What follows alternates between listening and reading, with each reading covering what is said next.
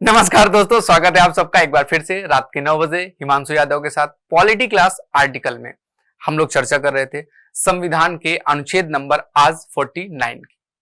इससे पहले आपने देखा पर्यावरण के संरक्षण के लिए, हमारे वातावरण के संरक्षण के लिए, हमारे जीव जंतुओं की, हमारी गाय की सुरक्षा के लिए जो प्रबंध किए गए, उनसे एक कदम और आगे अमूर्त संस्थाओं की, जो हमें नहीं दिखती या जो हमारे लिए बनाई गई हैं, जिन्हें देखकर हमें हर्ष, उल्लास और मनोरंजन प्राप्त होती है, जो हमारी लौकिक अलौकिक भावनाओं से जुड़े हुए, चाहे वो मंदिर हो, चाहे वो मस्जिद हो, चाहे वो गिरजाघर हो, चाहे वो कोई इमारत हो, उन सब की सुरक्षा के बारे में चर्चा की गई है संविधान के आर्टिकल नंबर 49 में। तो आज हम बात किसी करेंगे भाई? आज बात करने वाले संविधान के आर्टिकल नंबर 49 क्या कहता है?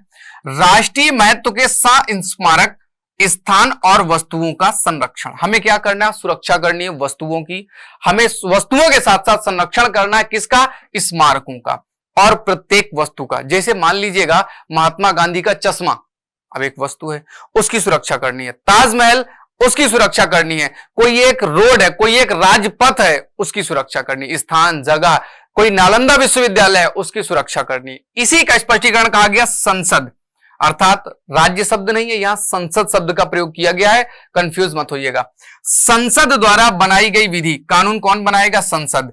या उसके अधीन राष्ट्रीय महत्व वाले, या जिसको वो राष्ट्रीय महत्व का भारत सरकार घोषित कर दे, घोषित किए गए कलात्मक, जो हाथ से बनाई जाए या फिर किसी जमीन से निकल कर आए, कहीं से भी मिले, या ऐतिहासिक, जैसे चोलों के मंदिर, जैसे पदक्कल के मंदिर यूनेस्को की साइट में जितने भी मौजूद है, इसके अलावा जो मंदिर है, जो मस्जिद है, जो गिरजाघर है, जो पुराने हमारे पास हैं, या यूनेस्को ने जिनको सूचित किया है, या फिर अंतरराष्ट्रीय संस्था ने जिसको कहा है कि ये राष्ट्रीय महत्व की संस्थाएं हैं, वाले प्रत्येक सा स्मारक या स्थान या वस्तु का यथास्थिति, जैसा है वैसा बना के रखना है। उसका लुंठन और विरूपण, विनाश नहीं होने देना।